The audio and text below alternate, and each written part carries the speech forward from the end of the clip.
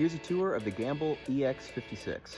The console features a total of 56 input channels, 8 stereo groups, 8 stereo matrix, 8 mono effect sends, and 1 stereo aux.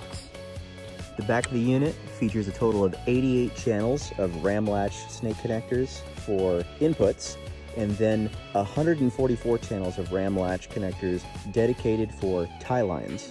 All physical external and internal connections hit this patch bay right here, so you can patch any part of the desk to any part of the desk. The desk was designed to be super ergonomic, really easy to read, and really easy to interface with. So a lot of the things you need to get to, like pan, gain, and EQ, are actually the lower sections of the desk, and things you don't need to get to quite as often, like your aux sends, are toward the top. So starting down here at the bottom, we have the fader, pan, down is center, and then you can pan it to the left or the right. Above that is a rotary. This is how you can assign to the different groups or the main.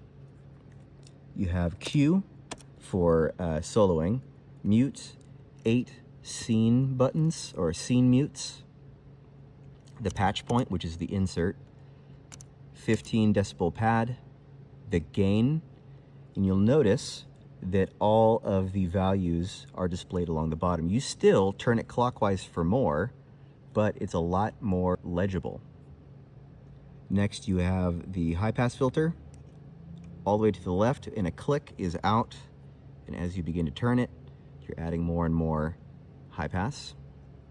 Then you have EQ, low, low mid, and high, with gain, Butterworth Q, and frequency.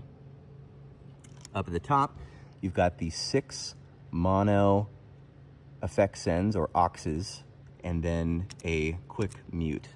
On this desk, by pulling the knob out, it makes it pre or post fade. Up at the top is a stereo send. Same thing, pre and post. Up at the top is the pan knob for that stereo send.